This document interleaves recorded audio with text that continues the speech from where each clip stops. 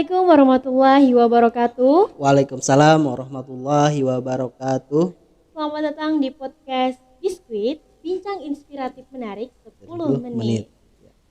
Kembali lagi bersama saya yaitu Rani sebagai host pada hari ini. Dan bintang tamu kita adalah Bapak Edi Rukman selaku Kepala Sekolah SMA Muhammadiyah Martapura.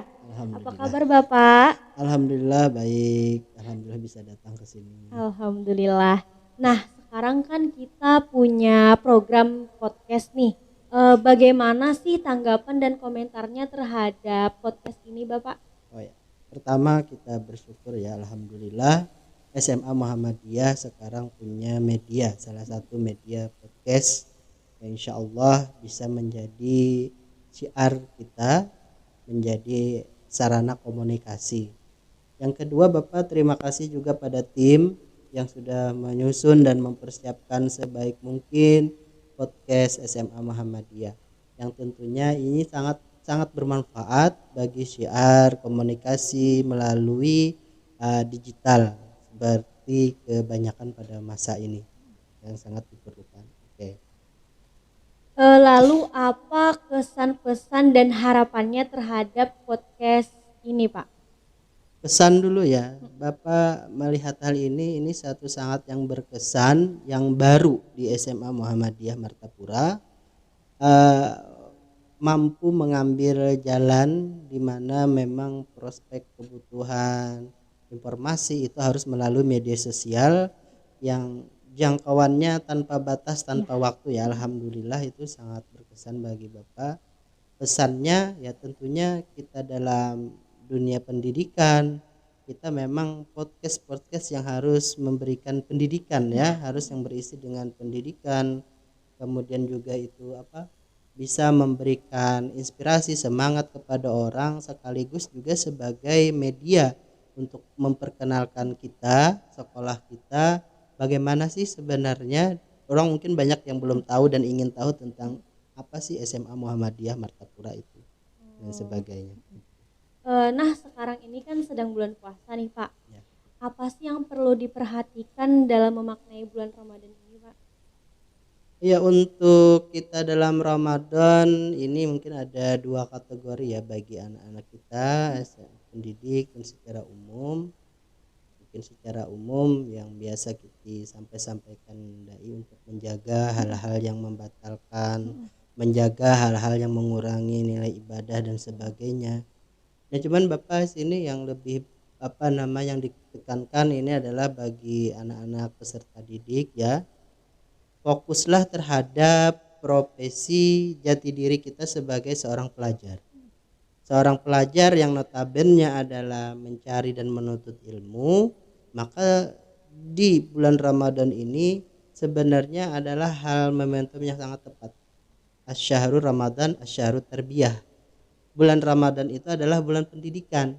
Jadi jangan jadikan kita berpuasa malah bermalas-malasan dalam mencari dan menuntut ilmu. Justru di bulan Ramadan ini banyak sekali aktivitas-aktivitas yang mau mendatangkan ilmu. Al-Quran diturunkan dan sebagainya yang memotivasi kita untuk mencari ilmu. Jadi anak-anak semuanya ya, jangan pernah malas untuk belajar di bulan Ramadan, karena insya Allah pahala dalam menuntut ilmu di bulan Ramadan itu dilipat gandakan oleh Allah dibanding dengan bulan-bulan yang lain. Konsepnya satu, niat harus ikhlas dan kita harus bergembira dalam melaksanakan menjalani Ramadan ini. Nah, anak-anak mohon bisa menata, memposisikan waktu, memposisikan diri, jangan sampai momentum bulan Ramadan ini banyak hal-hal yang kurang bermanfaat dikerjakan.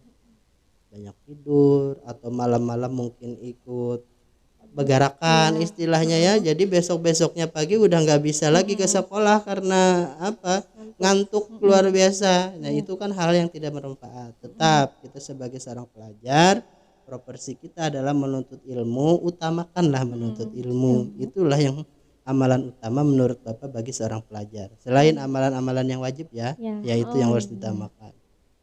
Menurut Bapak, kegiatan yang paling penting nih dilakukan bulan Ramadan untuk pelajar, khususnya di lingkungan sekolah? Oh ya, yang paling penting tentunya karena ini adalah momentumnya pendidikan agama ya, yang disuruh itu ada pendidikan agama, maka kegiatan-kegiatan di sekolah itu banyak memfokuskan kepada pengetahuan-pengetahuan agama yang mungkin tidak ada di materi pembelajaran dalam kelas. Nah, anak-anak harus dibina hal-hal yang mungkin belum tersentuh, ya bagaimana misalnya fikih-fikih ibadah puasa itu harus diketahui. Apalagi perempuan itu banyak fikih-fikih wanita dalam berpuasa dan sebagainya. Kemudian juga fikih-fikih hal-hal yang masalah ubudiyah. Ubudiyah itu adalah cara-cara kita ibadah-ibadah yang wajib kita lakukan sebagai seorang muslim. Yang terkadang itu belum didapat di bangku sekolah atau kurikulum pelajaran. Nah, di momentum inilah misalkan dengan adanya pesantren Ramadan ya, kita muat materi-materi itu untuk anak lebih mengenal wawasan keislaman, fungsinya sebagai seorang muslim seperti itu. Begitu. Nah, beberapa hari yang lalu kan sudah dilaksanakan pesantren Ramadan Ya, selama betul. 3 hari ya Pak. Ya, ya. Bagaimana penilaian Bapak tentang pesantren Ramadan kemarin nih Pak? Bapak melihat sangat positif di mana dalam artian gini, ketika pemateri menyampaikan materi-materi di dalam pesantren Ramadan itu tidak hanya melulu masalah teori, tetapi sampai kepada masalah praktek-prakteknya yang insya Allah akan diingat. Kalau secara teori mungkin kadang anak-anak bisa lupa, tapi kalau kita yang mempraktekkan, kita akan jadi master kan kayak gitu. Nah, materi-materi kemarin yang ada di pesantren Ramadan itu salah satu yang sangat mencuri perhatian Bapak itu adalah penyelenggaraan jenazah. Nah, di situ Bapak melihat bagaimana ada anak-anak yang berperan sebagai model jenazahnya, kemudian juga diajarkan bagaimana cara menyiram air sampai mengapani, membungkus dan sebagainya. Ini tentunya sangat memiliki experience tersendiri bagi anak. Tidak hanya bagi dia, bahkan nanti bisa diaplikasikan dalam kehidupan dia bermasyarakat. Nah, materi-materi seperti ini yang menurut Bapak itu yang sangat penting untuk diketahui dan diamalkan, dipahami oleh anak-anak peserta didik seperti itu. Itu sangat bagus sekali menurut Bapak. Jadi siswa pun gak cuma paham secara teori ya Pak, ya, tetapi paham juga secara prakteknya. Secara praktek harus ada. Dan itu kalau bisa anak itu nanti kalau ada orang meninggal di lingkungannya, kalau bisa ya memang harus diterjunkan, harus diikutkan, walau cuma membantu apa gitu, tapi sudah bisa menjadi pengalaman dia dalam agama gitu.